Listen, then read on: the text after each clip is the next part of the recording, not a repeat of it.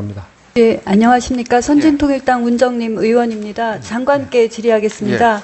사무장병원 대책 관련입니다.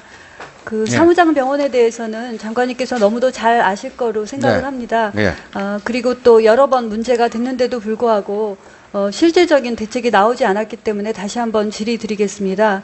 사무장병원은 이제 의료법상 의료기관을 개설할 수 없는 자가 이제 의료인을 고용해서 의료기관을 개설하는데 과잉진료 또 비급여 위주의 진료, 보험 사기 이런 것 때문에 건강보험 재정은 물론 국민 건강에도 영향을 미치고 있습니다. 그렇기 때문에 복지부는 좀 더 적극적인 대책을 가져야 된다 이렇게 생각을 하고 있습니다. 작년 복지부가 사무장병원 처리 방안을 작년 말에 내놓은 바가 있습니다. 그래서 이것에 대해서 감사를 또 금년 5월에 한 것으로 되어 있는데 복지부에 대해서는 이제 관리 감독 업무를 제대로 하지 않았다 이렇게 평가한 것으로 알고 있습니다. 그래서 제가 결론적으로 말씀드리고 싶은 것은 2008년도부터 2012년까지 의료인들 행정처분 사무장병원 고용됐던 현황을 보니까 의료인을 위주로 형벌, 자격정지, 환수 이런 것들이 통계가 나와 있습니다. 하지만은 사무장병원에 대해서는 고용했던 사무장병원에 대해서는 아무런 추적이 전혀 되어 있지 않습니다. 그래서 고용됐던 또 이 중에는 모르고 고용됐던 선의의 피해자도 있기 때문에 의료인에 대한 보호가 결국은 환자를 위한 방안이 되기도 하기 때문에 사무장에 대한 대책은 강화할 필요가 있다 이렇게 말씀을 드리고 싶습니다. 그래서 말씀드리고 싶은 것은 고용됐던 의료인이 자진 신고할 때는 행정처분 감면은 해주지만 환수 조치가 너무 부담이 크기 때문에 자진 신고하기가 어렵다라는 부분이 있습니다. 그래서 환수 조치의 감경에 대해서도 좀 고려를 할 필요가 있겠다 하는 부분과 보험급여비의 부당이득 환수 조치를 할 때에는 의료인뿐만 아니라 실제 문제를 일으켰던 사무장으로부터 민법에 의해서 연대 책임을 지도록 하는 방안, 또 의료기관 개설, 폐설 단계에서 지자체와 함께 하는 방법, 또 금융감독원 등과 보험사기 이런 부분에 대해서 협조를 하는 방안, 종합적인 대책이 있어야 된다고 생각을 합니다. 근데 우선적으로는 사무장병원에 대한 파악도 전혀 의료인, 고용됐던 의료인에 대한 파악만 되어 있고 고용주에 대한 파악은 전혀 되어 있지 않아서 제가 서면으로 다시 의뢰를 드리겠습니다. 그래서 이런 사실을 한 번 더 확인을 해 주시고요.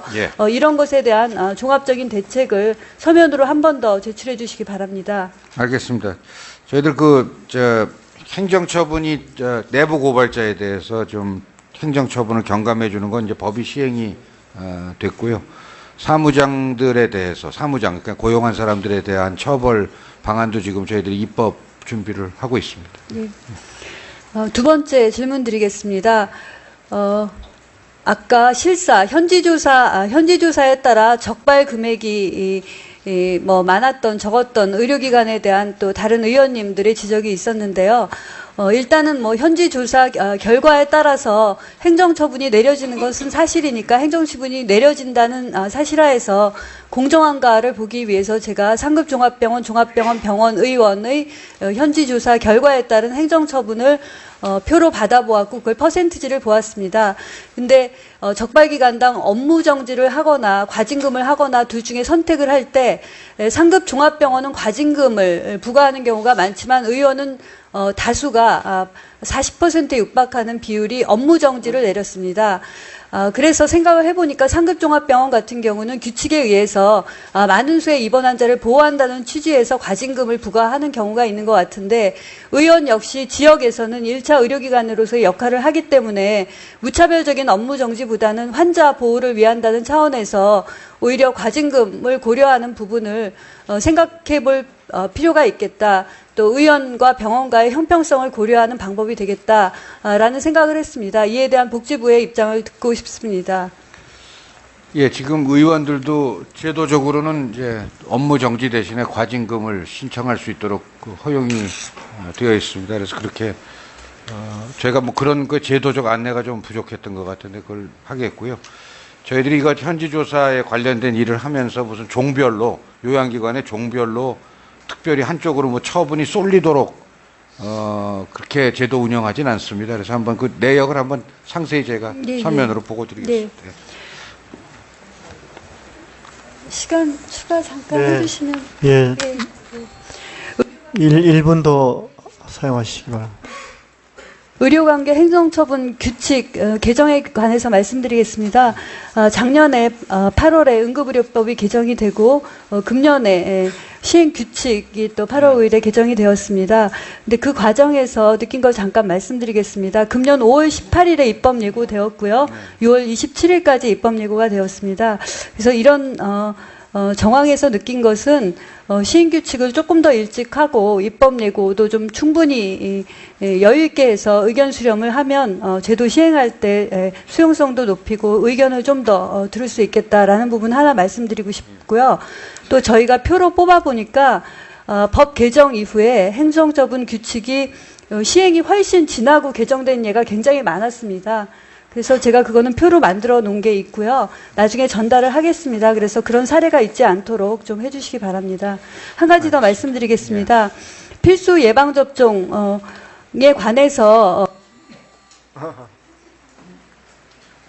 예, 30초 더 드리겠습니다. 네. 죄송합니다. 필수 예방접종 관련해서 이제 19대 국회에 예방접종 대상 종류가 늘어나고 있습니다. 근데 그에 우선해야 될 것은 필수 예방접종의 지역별 본인부담금 차등이 있기 때문에 현재 254개 중에 한 104군데 지자체는 본인 부담이 지자체에서 부담을 하지 못하기 때문에 본인 부담을 하는 경우가 있습니다. 그래서 지자체별 차별을 해소하는 차원에서도 국가가 부담하는 것이 접종률을 높이고 또 선진국의 질병 퇴치 수준을 올리는 데도 도움이 된다 이렇게 생각을 하고 있습니다. 그래서 그런 부분에 대한 검토를 좀 부탁드립니다. 예, 알겠습니다.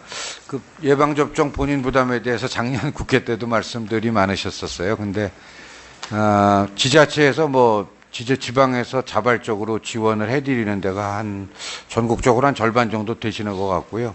근데 이제 저희들 중앙정부의 생각은 이제 보건소에는 취약계층들이 많이 이용을 하시지 않습니까? 무료로. 그런데 보건소가 접근성이 그다지 좋지가 않습니다. 되게 넓은 지역에 한두 개 있기 때문에. 그래서 이제 대개 취약계층 계신 분들이 거기까지 가시려면 교통비도 들고, 그래서 이제 그런 것 때문에 저희들이 이제 좀 그 형평을 맞추는 차원에서 의원에 가시는 분들한테 본인 부담금을 하고 있는데, 사실 본인 부담금을 좀 면제를 해드리니까 접종률이 높아지는 건 사실입니다. 면제가 되는 지역하고 안 되는 지역 비교를 해보면. 그래서 이제 국가적으로 어느 쪽을 더 우선적으로 제가 추구해야 되는지에 대해서 저희들이 좀 연구를 해서 필요한 예산을 반영하도록 하겠습니다. 네, 문정림 의원님 수고하셨습니다. 다음은 존경하는 김성주 의원님 질의해 주시기 바랍니다.